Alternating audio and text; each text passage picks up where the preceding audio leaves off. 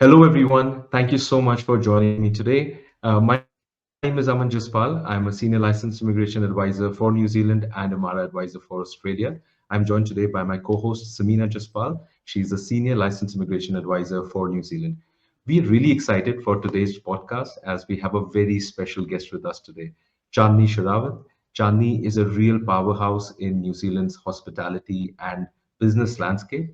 From being a director of Auckland's most iconic restaurants to being honored by University of Auckland for the 40 under 40, it's a real pleasure to have Chandni with us. Chandni, thank you so much for joining us today. Thank you for having me, Aman and Samina. Lovely to be here. Yeah, it really is exciting. And I wanted to just start off by saying congrats to you and Sid for the partnership with Singapore Airlines. We're really excited for our next flight out of Auckland or Christchurch to be able to try, some of Sid's amazing cuisine. Chandni, you've been able to really carve out a remarkable career, and while balancing family and also giving back to the community. So, let's dive into your journey. I'm really excited for our audience to hear it. Yeah, thank you so much for saying that. I still feel like I have so much to do, and I feel like I'm running out of time. Reaching 40, it was a real moment going, oh, I have only another 20 years before retirement. I feel like I haven't achieved enough, but you make it sound a lot better than it feels in my head. I came to New Zealand when I was 17 as an international student and did my bachelor, a double major in psychology and English, and then met Sid, and we started a restaurant the same year I became a secondary school teacher. So it's been quite a journey from there to here. So that's interesting, Chandni. So your journey started in education. How did that sort of create a foundation for what you have managed to achieve today? Yes, when I was a teacher, one of the things that I would, because I was married to Sid, the trouble was you, if you're a teacher who finishes at 3 o'clock or 4 o'clock and comes home, and then you have a family where your husband is at home, there's a real good work-life balance. You can share the load. My husband never got home until 1 a.m. Uh, so raising kids and getting that work-life balance was really, really hard. So we decided, I came from a business background. My parents both had their own businesses. My dad ran a car accessories business in India, and I always worked with him and helped him out. Mum was an insurance advisor, so I guess business was in my blood. So when we decided to open our own restaurant, I found that work-life balance was not working after a couple of years. And when I got pregnant, I said, no, I think it's time that we also looked around, and there were at the time really good couples who were being recognized as powerhouses. And I said to Sid, if we want to reach that potential and get that recognition, I think we've got to work together rather than work in different fields. So I joined him. I didn't know much about hospitality besides liking to eat out quite a bit. So I guess I recognize good service and good food, but I didn't know how to even open a bottle of wine. So I had to learn and be humble enough to be trained always, even if you are a director. And that's what I believe. I went to our restaurant manager and said, what would you like me to do? So even if it was folding the toilet paper in the bathrooms, cleaning the toilet, turning the jug to the right way, I learned everything from scratch. And I never, even though I had more education, doesn't mean you have more skill. So that's what I said to my staff. I say, I'm happy to learn from you. I may have a degree, I may have a double major or whatever, I may be more educated than you, but you have the real life skills to run this business. And I need to understand as an owner every aspect of the business before I can say I am the director or I'm going to run this business on my own. I love hearing that, sort of starting as a director, learning from the ground up. I'm from a hospitality family, so I totally get that, as well as, Sid not being home to, 1:30 after restaurant closing and winding down, and finding that family sort of work-life balance. I'm sure as a woman and as a mother with your kids, they're often, I know for me, like a grounding force. while all of this, everything else is going on. So what's one lesson that you hope to pass on to them from your journey sort of throughout? I just think that they need to be humble, and I already see that with our daughter. She works in the restaurants. Every school holidays, Valentine's Day, she was working with me. I was hosting. We were short staffed. She was doing the polishing of the cutlery and the glasses. And I just believe that no job is small or big. You've just got to put aside, you're the owner's daughter. She can just come and eat dinner if she wants. But no, I believe in instilling that integrity, that you've got to have that work ethic, start from the bottom, work to the top. And hopefully one day, if she wants to, she can take over the restaurants. But if nothing else, she's got good work ethic, showing up on time, not leaving until the job is done. Our staff literally have to push her out of the door and say, we can take over the rest. It's now 10 p.m. You have school tomorrow. You need to go home. That's so good. I mean, that's such good values that you're instilling in them. That's really good to know. I also want to ask a little bit about your, this is something that a lot of people ask me in seminar as well. How is it for a husband and wife to be working together? And you and Sid have worked together. You've achieved such amazing success. What is the secret to maintaining personal and professional harmony between couples while you're working together? I guess, look, it's not always been smooth sailing, but it was quite a lot of smooth sailing till COVID, because we both had our own lanes of expertise. I never went into the kitchen and told him what he should put on the menu. And he never came out of the kitchen and said to me, look, I really think you need to be doing this marketing this way, or doing PR this way, or handling HR this way. He just left me to it and I left him to it, and we both respected each other's expertise. What happened during COVID was I had to tell him to put his food in a box. And that, for someone like Sid, is a real challenge, because he's never done that. And realizing that this was going to become something that was the normal for the next 2 years, or almost 3 years for us in New Zealand, because we had such extended lockdowns, was a very difficult period. And that's when we started clashing and butting heads and trying to jump into each other's lanes, because I would say, we need to practice we need to be open in level 3 and do takeaways, whereas it's the cost benefit analysis of whether we should be putting our food in a container when we're known to be fine dining restaurants. So that causes tensions, but I guess that happens in every business relationship, and we're both still trying to figure out what happens when each of us butts into the other person's area, and learning to respectfully disagree. Yeah. I think that's the key, right? Yeah. So nothing should end up becoming such an argument that it leads to the break of the relationship, because the relationship and the family is more important than me being right or him being right. At the end of the day, it's not about our egos. That's so beautifully put, Chandni. I want to talk to you a little bit now on your professional side. Let's talk about Cassia. Cassia was New Zealand's first modern Indian restaurant, which was amazing, I felt it was way ahead of its time. What inspired you to take that leap of faith to do something so creative and so out of the box? Actually, when Sid and I were dating, which is going back, we've been married 18 years, so going back really long time.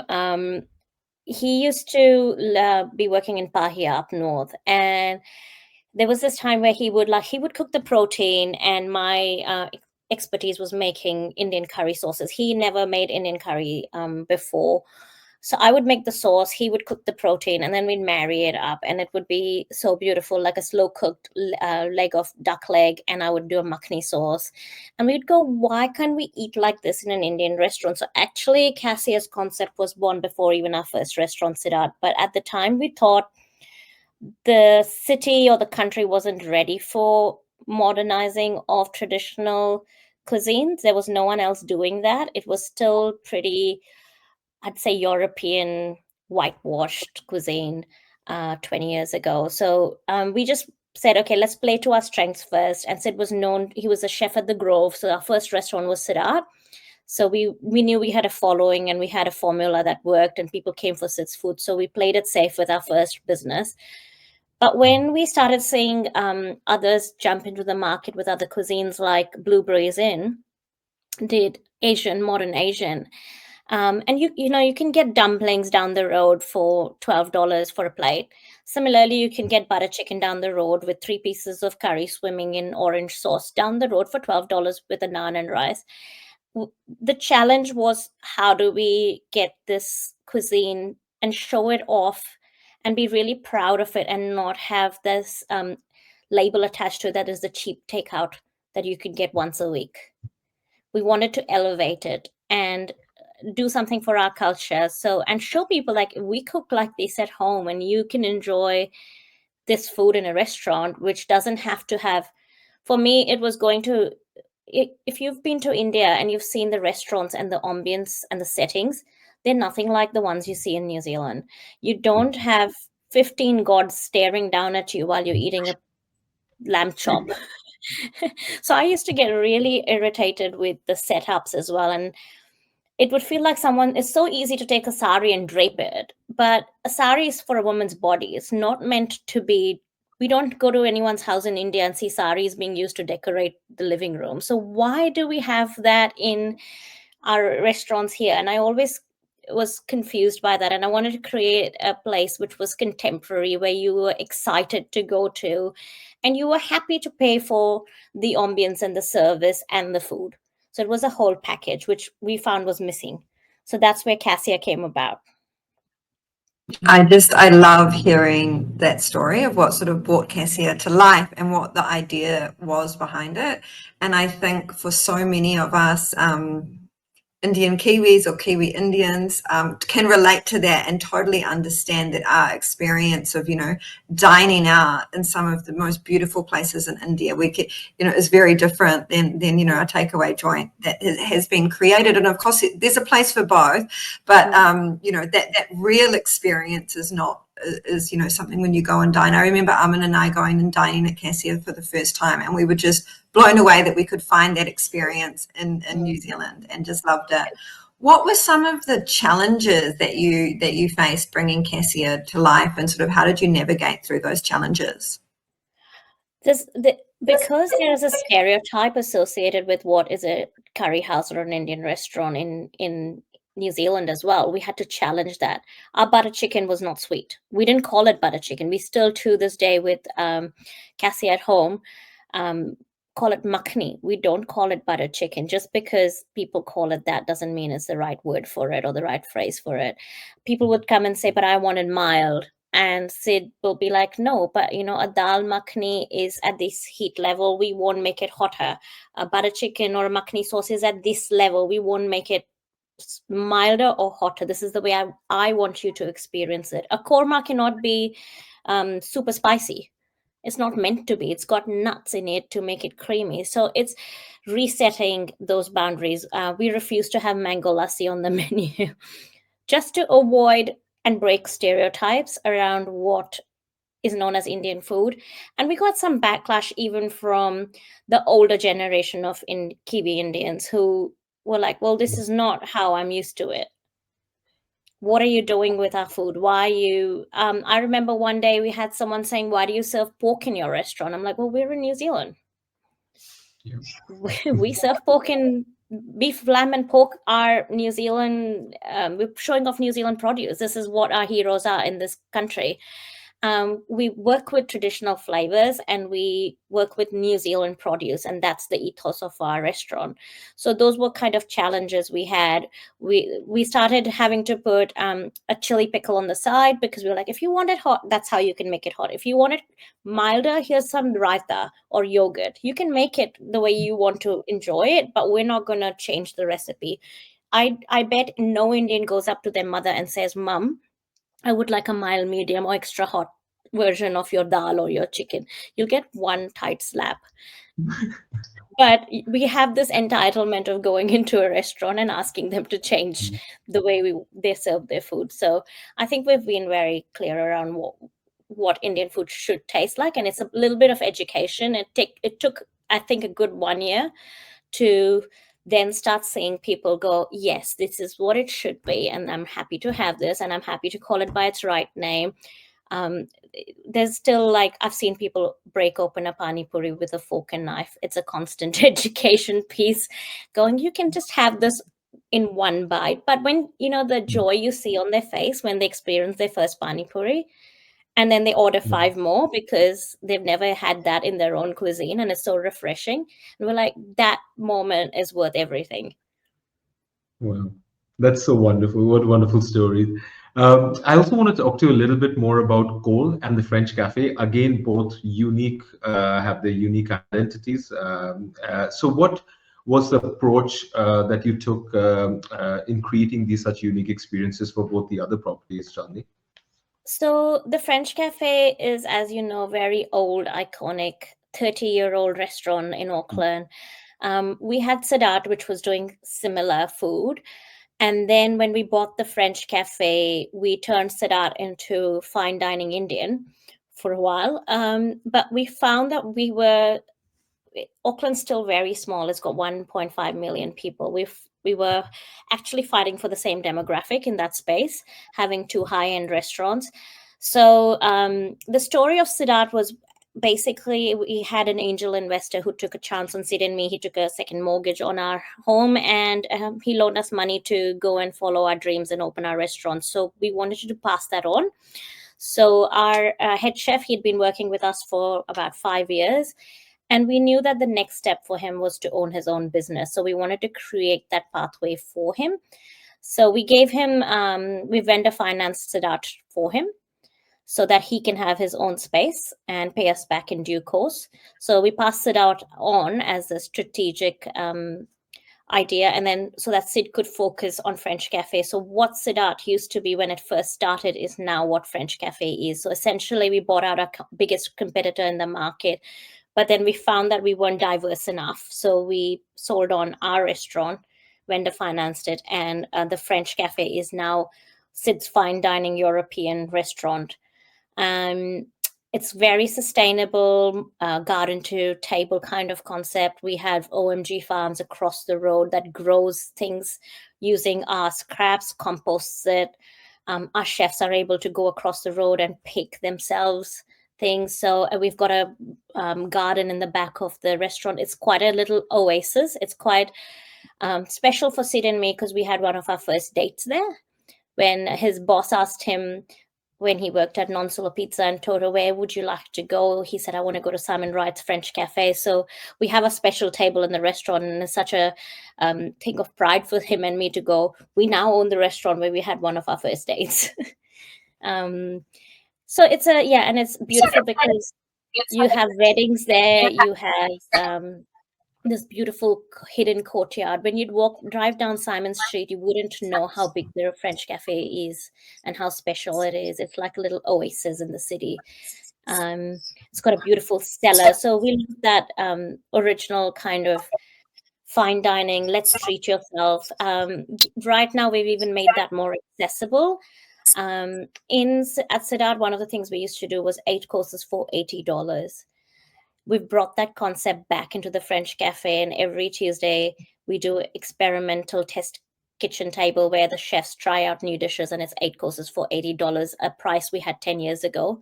But given the current living cost issues and the economy, we thought this is a way of making that special night more memorable and more accessible to a lot more people. We don't want fine dining to be something that people go, I need to spend $250 on, and it's just a very special treat.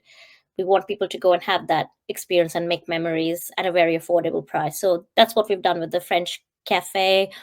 At Cole, Cole was entirely Sid's idea. He missed having a place where you could have kebabs and like a drink, a very Indian way. So that's where it started from.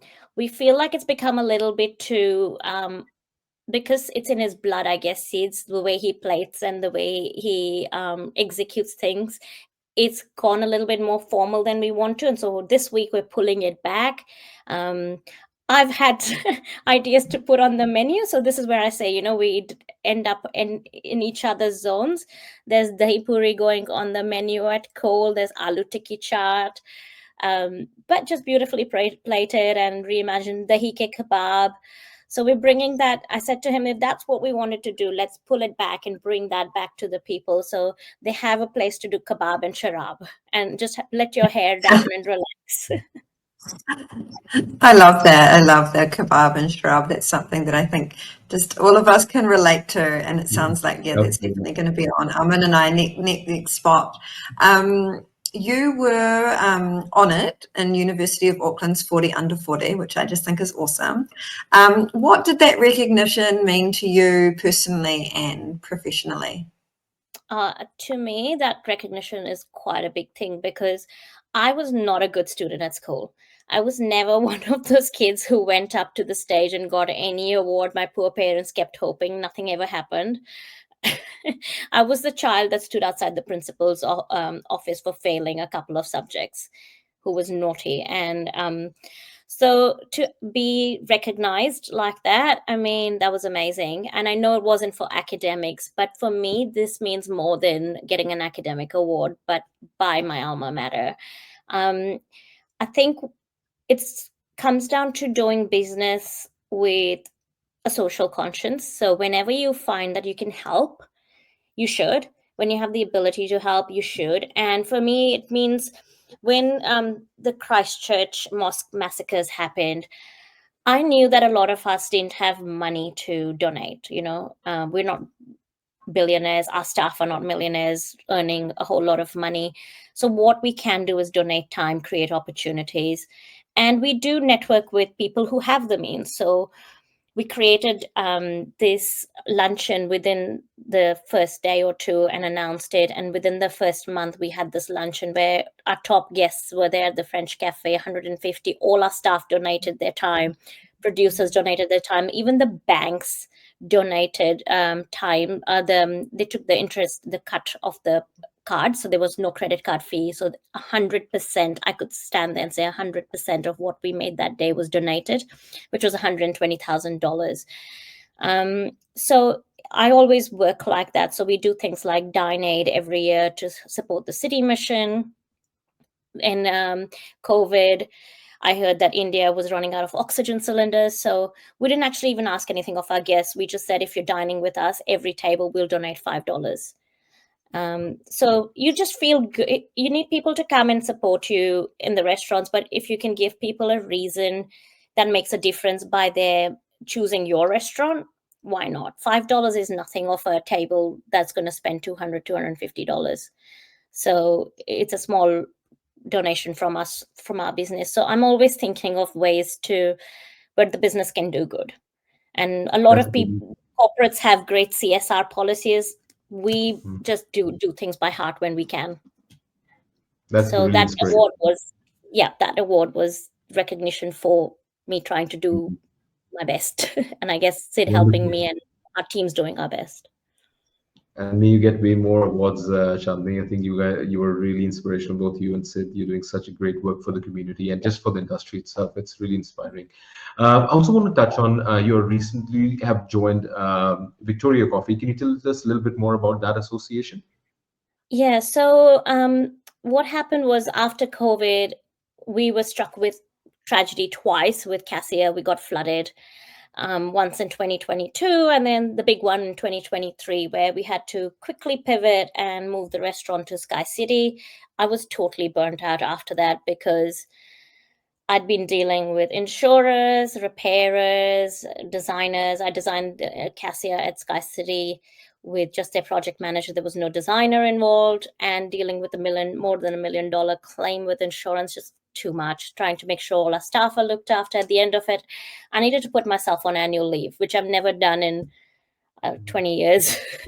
So everyone was a little bit surprised and worried that I'd taken a whole week or 2 weeks off. I just needed to rethink and regroup on what I wanted to achieve in life.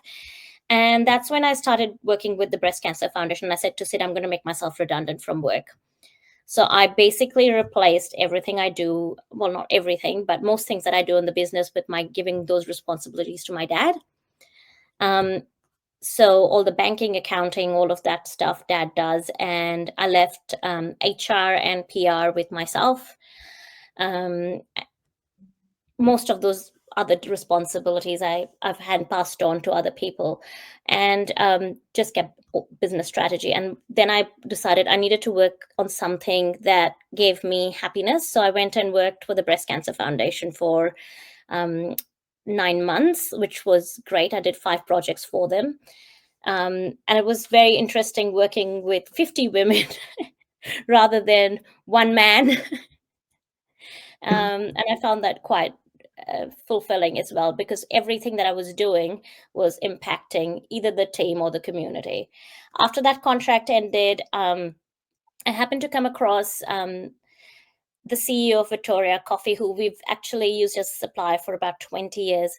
And he had donated $10,000 to my fundraiser for Christchurch. I'd called him just asking him for a coffee cart for the lunch.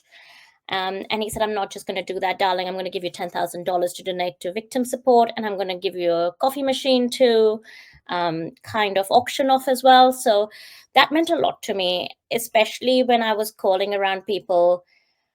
And there were some suppliers that I rang and asked for things like, can you donate some ducks this week or some chicken? And they'd say to me, oh, I've already done enough for Christchurch. And this was 1 weekend. And I'm like, we're a $10,000 account a week for you. And you're saying no for something that I'm not even benefiting from. It's the community.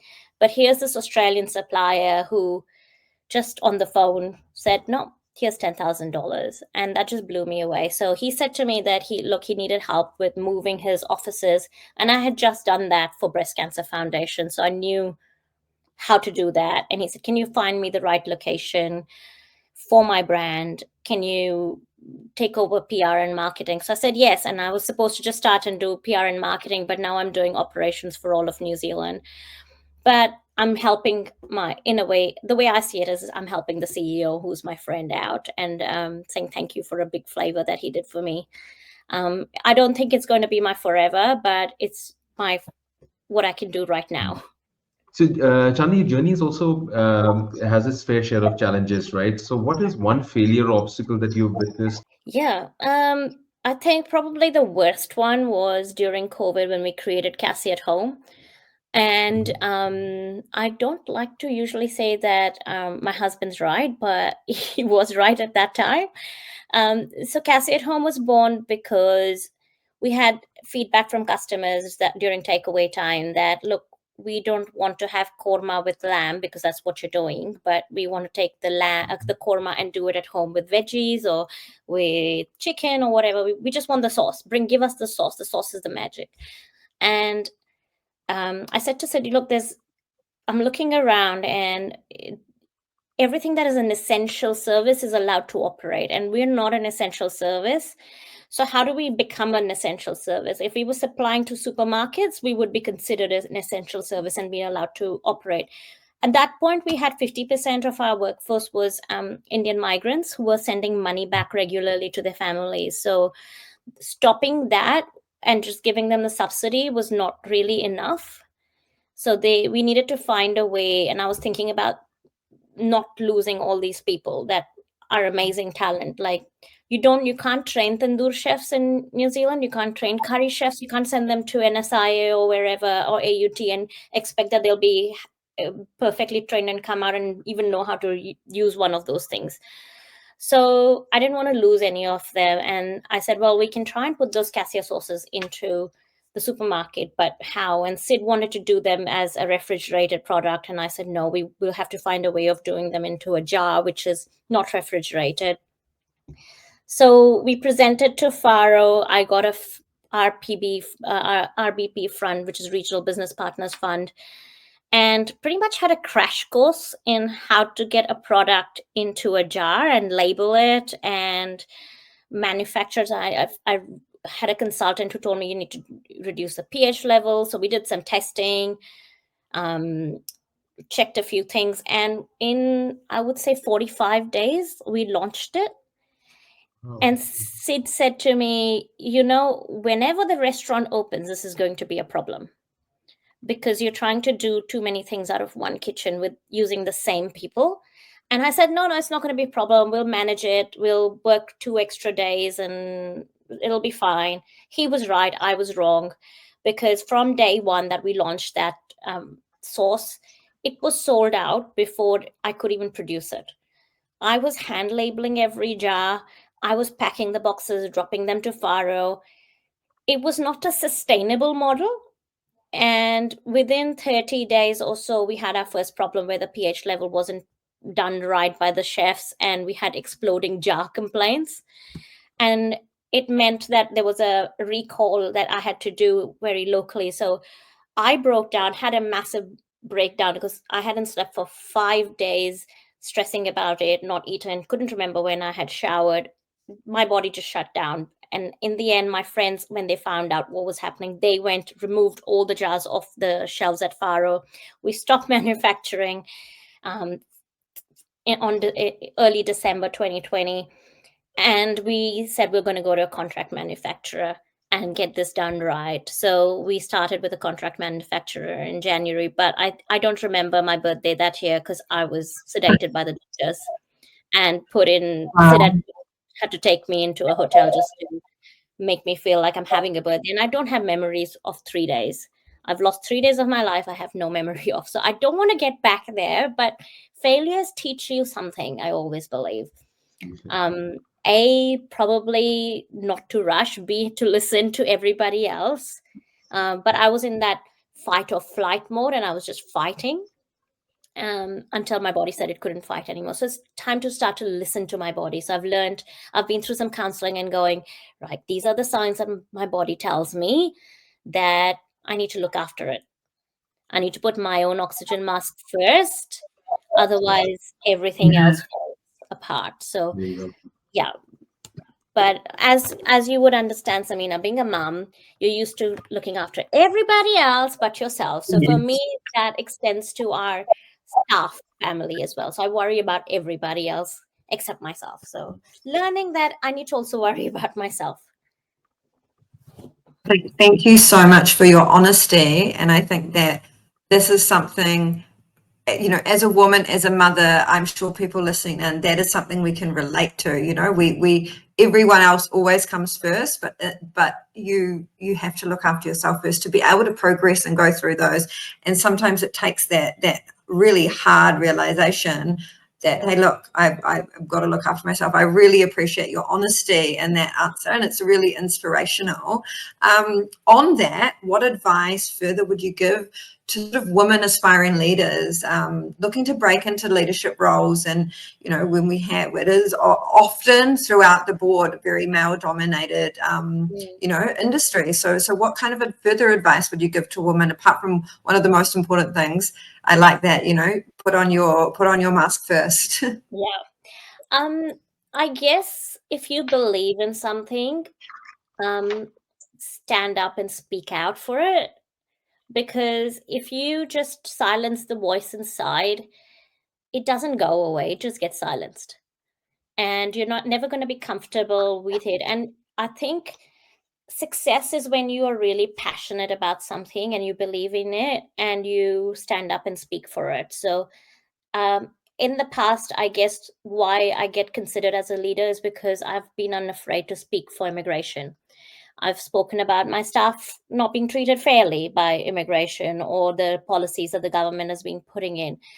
And I've had even my family say to me at times going, shh, don't be so vocal, because, you know, it'll impact the business. You don't understand who's watching and who's listening to this. And it's that typical Indian society thing that, okay, you know, the woman doesn't need to speak out.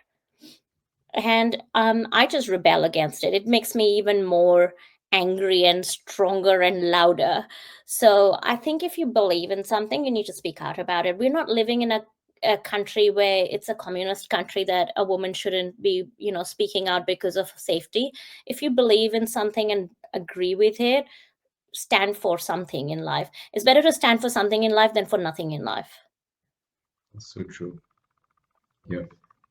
Chandni, you also mentioned about your personal struggles with work-life balance. What suggestions and what advice would you give to a lot of us who actually are in that constant struggle, right? We just don't sometimes are never able to find that balance. What is your advice to them from the experiences you've had and shared with us? I think one of the things I've learned, which is very hard, is to say no. Work-life balance is actually, I think it's just an idealistic idea, right? I don't think any of us are going to get there. Unless you're like Elon Musk or something who's got lots of money and no troubles and you've got time to sit with President Trump. We don't. So if you're going to be realistic versus idealistic, that's an ideal. Like, I'd like to be 60 kgs and fit and running and doing that every morning. Is that really happening? No, but I can aspire to be like that. I think what you need to watch is when the scales are so unbalanced that your health is at risk or your happiness or mental well-being is at risk. So bring that back, I guess. That's what I try to do. I try to not let now work become the most dominant thing. If it means at 6 o'clock when I come home I don't look at emails, I don't. If it means during the week I flag emails that are personal that can take time to be responded to, I don't respond to people straight away. It doesn't mean that look, if they're going to feel bad that I didn't respond within 24 hours, too bad. I have a busy life. I will get to them by the end of the week. And that's a goal I've set to myself now. Sid used to always say, why do you have to respond to every email in 5 minutes? And I really have taken that from him that no, I don't need to respond to everybody in 5 minutes. I don't need to respond to every email within the hour. People can wait. Digital technology has actually made life a little bit harder as much as it's made it easier.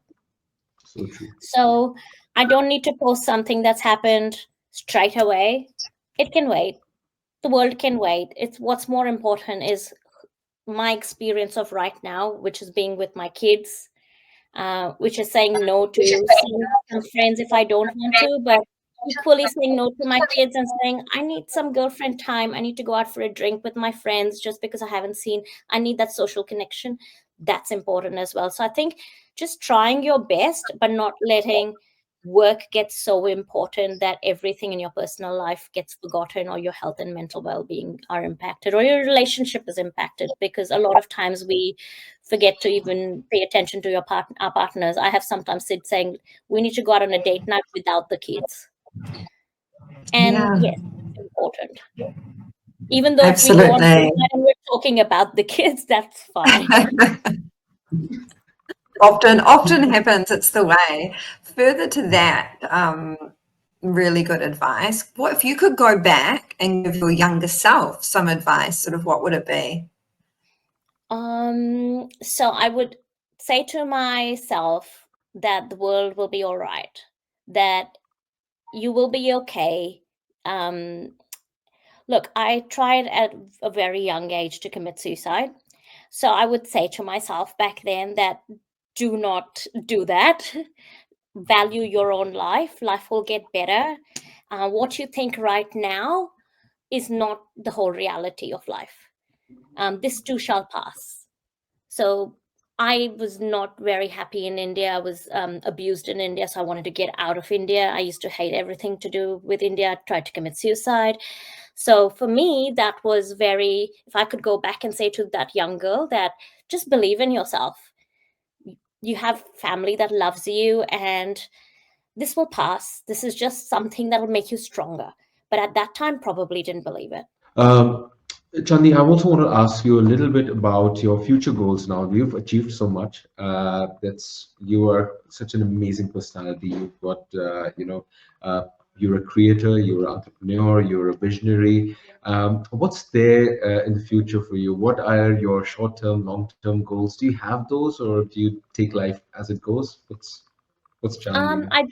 I think I'm a work in progress. So at the moment, I'm contemplating about starting my own consultancy, doing some strategic advice to other women leaders or business owners or CEOs. I'm also I'm doing a SIT course. I've just enrolled in life coaching. So hopefully at the end of this year, I always believe you're never too old to learn. And this may be, I don't know, some of my friends were like, why do you need to do a certificate to do this? You already can do it. You already have I've already got a postgraduate in guidance and counseling. But I always believe in having the qualification to make myself feel better, that I am actually authorized to do this. I need to sit the driving test to get the license. So I'm working on that this year, and hope to start my own consultancy and online service to help guide women. And just as I spoke to you, we often find hurdles in our life where you want to give up, but just continuing to show women that there are other ways of conquering your obstacles, and actually life can be very fulfilling. So keep going at it. I'm excited to follow your progress, and we definitely would love to share. When you are running that consultancy, I think it would be amazing for so many of us, to be able to connect with you in that capacity. Another thing I wanted to ask, because it's one of my favourites, especially when I'm in New Zealand, is Cassia at home. I had read and sort of heard things about maybe Cassia at home maybe going global. So are there plans behind that, and sort of where might the future be for Cassia at home? Well, we want to take it global for sure, because I would like nothing better than seeing every woman come home after a hard day, but be able to just pull a jar, get dinner done in 10 minutes. I was just at the Foodstuffs Expo, and I was saying, it doesn't really matter if you're Indian. A curry takes still the time it takes to cook, right?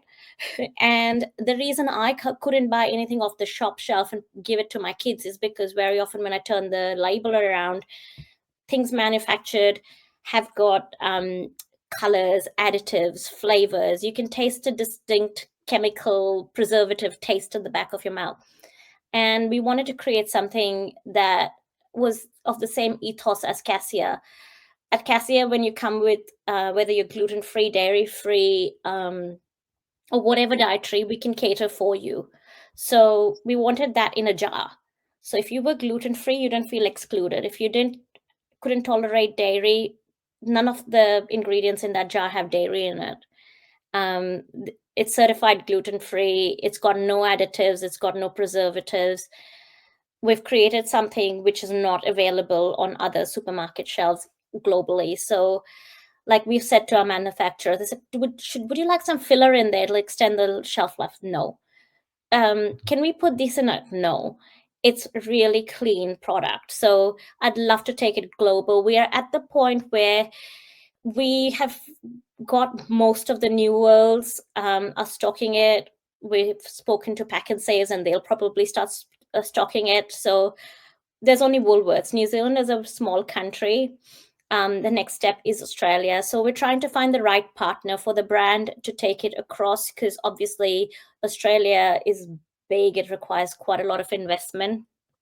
So either someone who's been in the FMCG game will come and partner with us.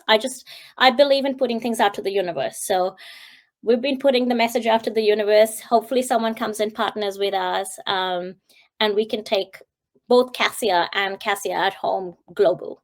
So Sid would like to do that with Cassia, take it to India, Dubai, Australia, and Singapore. Those are the cities or countries we've looked at, maybe LA.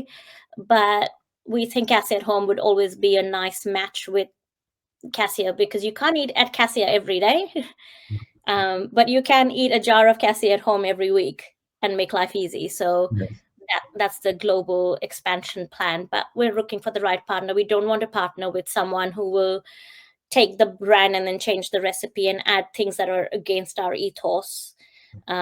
We want to keep the product the way it is, but we want someone who understands that vision and wants to partner and take it and grow it. Wonderful. And I'm sure that's going to happen. And Simin and I will be really excited to see traveling around the world, having Cassia at home. That'll be nothing better than that, right? Having that little flavor of Cassia wherever we travel internationally. That'll just be wonderful. I also want to talk to you a little bit more about legacy. That's something a lot of us think about. What is your plans for legacy, both personally, professionally? Do you think about it, Chandni? I do. So there's two ways you think about legacy. One is your own children, right? Because they are your legacy and what you leave behind for your own kids. I don't mean it monetarily. I don't want to leave anything behind for my kids monetarily. Unlike other people, they can have their ideas, but I think my kids what I want to leave for them is the ability to look after themselves, look after each other, and be good citizens of this world. That is the legacy I want to leave for them, that they're capable, right, of looking after themselves financially. I don't need to give them money, or Sid and I don't want to leave them homes and money. Then is what you leave behind in the world. And for me, I just think a life well lived is one that has helped some other people live a better life. So if I can do that with my life, then that's my legacy. If I can help even one person learn or do better with their life or meet their goals, whether it be just to live a happy life, just to be a happy human being, and help other people, I think that is going to be my legacy, and I'll be happy with that. So beautiful. It'll be a fabulous, fabulous legacy. We want to switch it around a little bit and do something fun. So we've got some sort of quick fire questions for you to go through. So I mean, if you want to dive into the questions, Yeah. I think that'll be nice. Let's start with the first one, Chandni. So what's your go-to comfort food? Khichdi. Oh, wow. All right. And one book that's changed your life. There's so many books. One book would be The Alchemist by Paulo Coelho. I was stuck in India through a very bad cloud burst. My visa was expiring in 2 days, and Mumbai airport was closed. I had to fly to Hyderabad and just kind of catch the flight within 20 minutes, land into New Zealand with my student visa on the day it expired. And that book kind of gave me the confidence to do it. I was like, it's something in the universe that's working, because I'm reading these words on these pages and they're all making sense. It is a beautiful book, yeah. If you could have dinner with three people, dead or alive, who would they be? Oh, it would be Michelle Obama, because I really look up to her. And she's got the whole experience of being married to someone who is a celebrity, which sometimes I have to walk in his shadow. So I want to ask her what it's like and how she's managed to get her own identity while working and walking with someone who's so famous. Who else? In New Zealand, it would be Nikki Kay, because she recently passed away with breast cancer, and I've met her briefly a couple of times at the Breast Cancer Foundation, because she was one of our ambassadors and supporters. But to understand that journey and how she managed politics, the media, while also overcoming breast cancer, but I know she succumbed to it, and that's really sad. But I'd love to pick her brain. And third would be Nadia Lim, because she's a dear friend, but we've had dinner once, but I'd love to just sit and talk to her even more, because we connect. And she's just built an amazing business. When you see Nadia, you just know she's a lovely, warm person. And her recipes are just amazing. And I see her balancing motherhood, farming, and business all at the same time. Great answers. I love Nadia too. I follow her. What's your favorite way to unwind after a busy week? Netflix, like everyone else, possibly, and a good book. A good book always before bed. I need to read on my Kindle.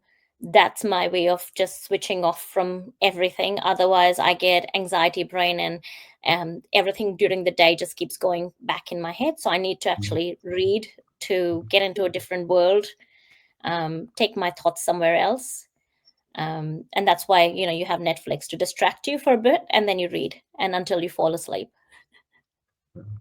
And what's one thing that you really can't live without? Cuddles from my kids.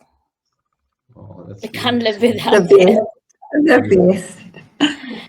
I love that. That's sort of It's nice. Sometimes it's nice to have the bed to yourself, but if you go too many days without children, one of my counselors said to me, like, you need to hug for 6 minutes, 6 seconds every morning, to release oxytocin. So I've told my kids it's a prescription. Sorry. You have to hug them I'm going to try and use that one. Yeah, especially when they turn into teenagers and they don't want to cuddle. Yeah, they don't want that. Yeah, we've got one that's just on the cusp, so I think that's it's a prescription. 6 minutes is the time. I like it. My therapist just told me I need to cuddle you every morning for 6 seconds to get oxytocin, which I need to be happy in the day, which is true. That's really cool. I love that. That's the end of sort of the quick fire. And I just have to say that this conversation, it's been so honest, and I just really, really appreciate your honesty and diving in and us being able to get to know more about you as well as our audience. Your journey and what you've also been able to do by giving back is really inspiring. I think it kind of shows us that we can all do, even if it's just a little bit, sometimes it can go a really long way. And you know, you've been able to make the giving back and different things and campaigns and pulling people together. And I really love that. I'm sure that that's, you know, given motivation and inspiration to the people watching today as well, and definitely to Aman and I. Yeah, thank you for having me, and thank you for letting me share my story, and hopefully it helps somebody somewhere. I'm sure it would. Thank you so much, Andy. It's been a real pleasure, and it's been a real honor to have you over. And I think your journey, your life, both personally and professionally, it's a true inspiration to a lot of us. And thank you for sharing that with us.